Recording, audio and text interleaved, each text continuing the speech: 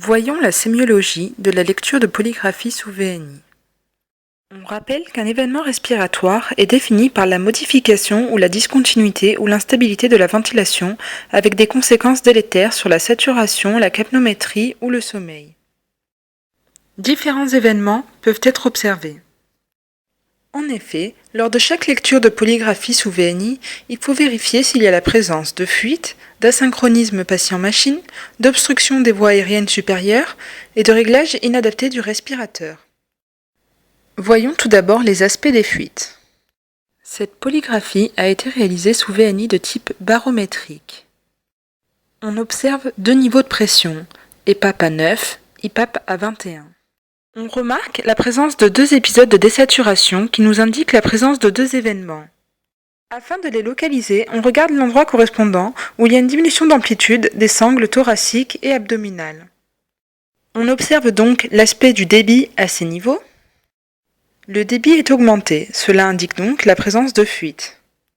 Sur un ventilateur barométrique, lorsqu'il y a une fuite, la courbe de débit a un aspect caractéristique de double pente, avec une augmentation initiale rapide suivie d'une augmentation plus lente du débit. Voyons un autre exemple de fuite sur un respirateur également barométrique. Sur cet autre exemple, on remarque la désaturation nous permettant de détecter la présence d'un événement. La réduction d'amplitude des sangles thoraciques et abdominales à ce niveau nous permet de le localiser. En regard, le débit est augmenté, il s'agit donc d'une fuite. Sur ce deuxième exemple, la fuite est associée à une chute de la pression. En effet, cette fuite-là est majeure, le respirateur n'est donc pas capable de compenser la baisse de la pression.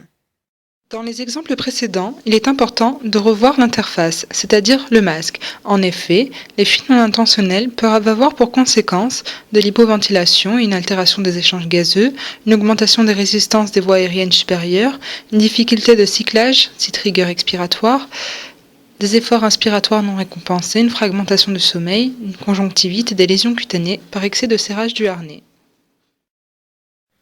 Voyons maintenant les événements de type obstruction des voies aériennes supérieures. L'obstruction des voies aériennes supérieures peut être partielle ou totale, avec ou sans réduction de la commande ventilatoire centrale.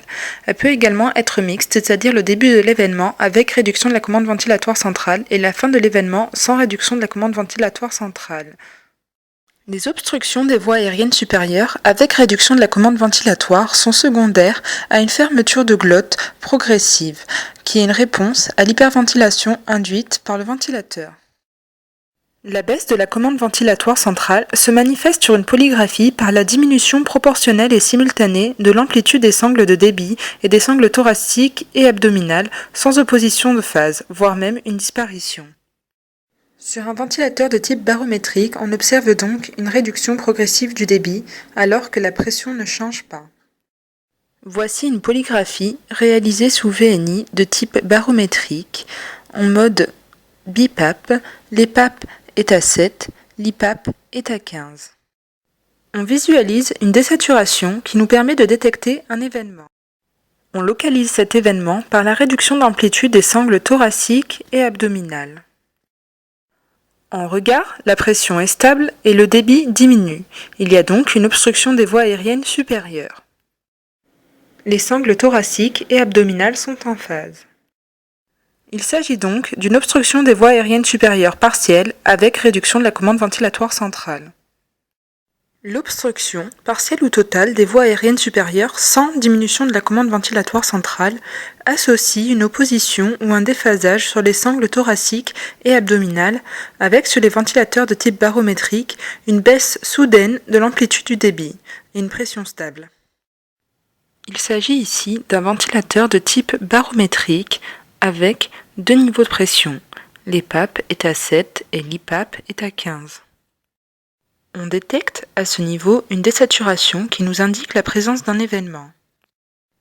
On localise l'événement par la réduction d'amplitude des sangles thoraciques et abdominales. On observe le débit en regard qui est diminué de façon soudaine, alors que la pression est stable. Les sangles thoraciques et abdominales sont en opposition de phase. Il s'agit donc d'une obstruction des voies aériennes supérieures sans réduction de la commande ventilatoire centrale. Elle est secondaire à un collapsus pharyngé dû à une incapacité de la ventilation à stabiliser les voies aériennes supérieures, donc une insuffisance des PAP. Sur l'exemple suivant, il s'agit d'un patient atteint d'une SLA de type bulbaire.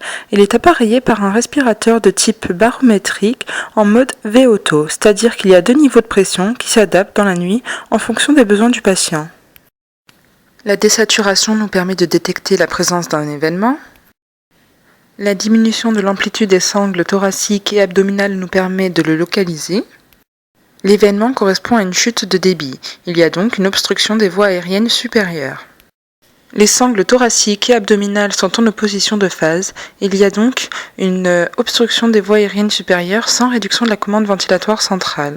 Notez l'opposition de phase typique de l'insuffisance diaphragmatique avec une inflexion positive des sangles thoraciques associée à une inflexion négative de la sangle abdominale. C'est l'opposition de phase dite inversée qui est secondaire à la mise en jeu des muscles respiratoires accessoires. Lors de la lecture de la polygraphie sous VNI, après avoir observé la présence d'événements, on regarde si les réglages du respirateur sont adaptés, c'est-à-dire si la pression est suffisante pour compenser l'hypoventilation alvéolaire. Cet enregistrement a été réalisé chez un patient atteint d'insuffisance respiratoire chronique obstructive hypercapnique appareillé par VNI de type barométrique en mode BiPAP, EPAP A6, IPAP A16. On observe une stabilité de la courbe de saturation, de même que l'amplitude des sangles thoraciques et abdominales est stable. Il n'y a donc pas d'événement. En revanche, sur la courbe de saturation, on observe une saturation inférieure à 90% et qui persiste tout le long de l'enregistrement. En y associant la capnométrie, on observe une tendance à l'hypercapnie, de même que la gazométrie au réveil retrouvera une capnie supérieure à 45 mm de mercure. Il y a donc une hypoventilation alvéolaire persistante malgré l'appareillage. En conclusion, il manque de l'aide inspiratoire, elle devra être augmentée. Enfin, en lisant une polygraphie sous VNI, il faut vérifier s'il y a une présence d'asynchronisme entre le patient et le ventilateur. Il en existe différents types avec différentes étiologies. Il y a l'effort inspiratoire non récompensé, le double déclenchement, l'autodéclenchement, le cyclage précoce et le cyclage tardif.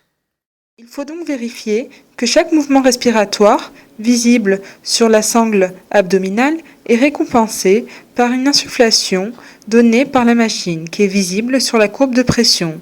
Et cette insufflation va donner un débit reflet de l'inspiration. Les asynchronismes patient-machine seront vus en détail sur la vidéo suivante.